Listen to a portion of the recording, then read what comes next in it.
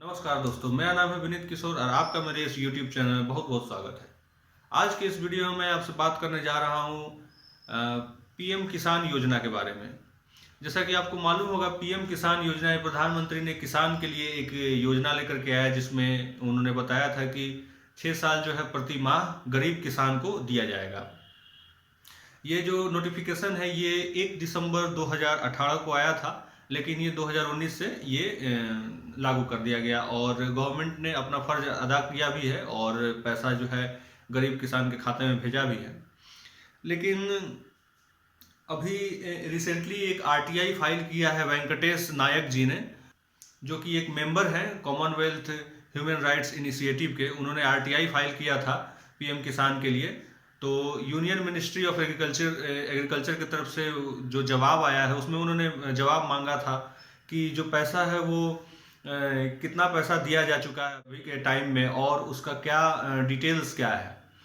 तो उधर से जो रिप्लाई आया है वो रिप्लाई सही नहीं है। इसलिए सही नहीं है क्योंकि 1364 करोड़ रुपया जो है वो 20,48,000 फार्मर्स के अकाउंट में भेजा जा चुका है पिछले साल 2019 में, 2019 और 20 में मिला करके। और जो 20,48,000 किसान के अंदर में भेजा गया, ये लोग इन एलिजिबल फार्मर्स है, मतलब कि ये लोग डिजर्व नहीं करते हैं, उनको ये पैसा चला गया। यानी कि ये पैसा जो एक्चुअली में है जो गरीब किसान थे उनके पास नहीं जा करके ये किसी और को चला गया है। और उसमें तो कई सारे ऐसे हैं जिन्हें इनकम टैक्स पेई हैं, उनके पास भी ये पैसा जा चुका है। तो और न्यूज में भी काफ़ी आया हुआ था कि हनुमान जी के नाम पर, रितेश देशमुख के नाम पर भी पैसा कुछ जा चुका है। तो डाटा की गड़बड़ी से ये पैसा जो है दूसरे अकाउंट में चला गया है, जो कि नहीं जाना चाहिए था। तो इसके बारे में बात करते हैं। दो कैटेगरी में इसे बांटा गया। आरटीआई में दो कैटेगरी में बांट दिया गया इसको। एक इन एलिजिबल फार्मर्स और दूसरा है कि एक इनकम टैक्स पेई जो थे वो फार्मर्स। तो ये दोनों लोग इन एलिजिबल हैं। अब 55.58% यानी 55.58% जो है पैसा वो गया हुआ है आपका इनकम टैक्स पेई के अकाउंट में।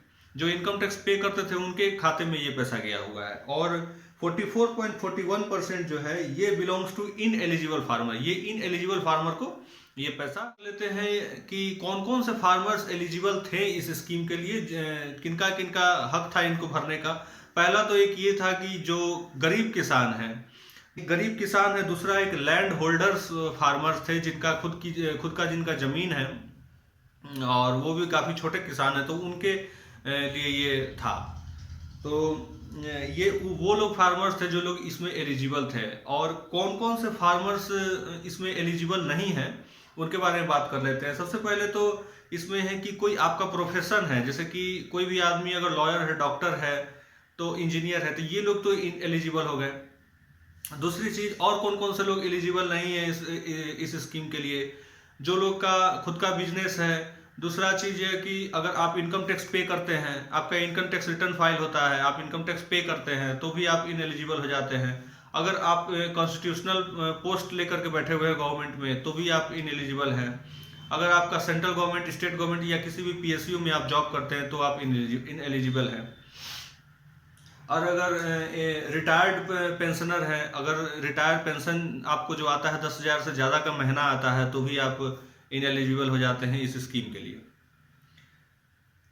अब बात करते हैं कि कौन कौन से स्टेट जो है इसमें सबसे ज़्यादा जो पैसा जो गलत खातों में गया, इसमें लिस्ट में नाम आया हुआ है आरटीआई की तरफ से। इसमें पंजाब में जो फार्मर्स हैं वो सबसे ज़्यादा जो पैसा जो गलत खातों में गया है, इन एलिजिबल्स फार्मर के अकाउंट में गया है, वो पंजाब से हैं। करीब 23.16% जो है वो पैसा जो गलत खातों में गया है वो पंजाब में गया। दूसरा नंबर पे हमारा यहाँ पर है असम, जिसमें 16.17% जो है पैसा जो है उसका वो गलत खातों में असम में गया है। तीसरे नंबर पर हम देख सकते हैं यहाँ महाराष्ट्र, तीसरे नंबर पर महाराष्ट्र है, जो कि 13.99% या तकरीबन 14% जो पैसा है वो महाराष्ट्र में गया हुआ है। उसके बाद चौथा नंबर पर गुजरात है, यूपी है, जो कि 8% लेकर के बराबर में है। गवर्नमेंट ने रिकवरी के लिए इनिशिएटिव स्टार्ट भी कर चुका है और पैसा जो है वापस लेने का भी प्रक्रिया गवर्नमेंट ने स्टार्ट कर चुका है। और देखिए ये कहाँ तक सक्सेस हो पाता है, क्योंकि ये बहुत मुश्किल है, क्योंकि 20,48,000 लोग जो हैं वो लोग गलती से इस स्कीम का फ़ायदा उठाए हैं। तो ये बहुत मुश्किल है उसे रिकवर करना, क्योंकि बहुत उसमें जो है वो इनकम टैक्स पे ही नहीं हो, तो उनको गवर्नमेंट खोजेगी कैसे।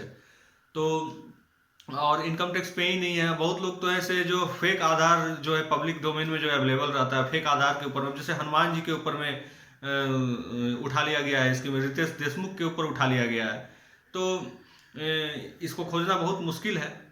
लेकिन फिर भी अगर आपको भी लगता है कि कोई नोटिस अगर आपको मिल चुका है गवर्नमेंट ऑफ इंडिया की तरफ से कि आपने जो है गलती से उस स्कीम का फ़ायदा उठा लिया, अगर आपको नहीं मालूम था कि ये मेरे लिए एलिजिबल हम थे या नहीं थे, और आपको पता चल गया है कि आप इन एलिजिबल हैं, तो आप पैसा जो है वो वापस भी कर सकते हैं।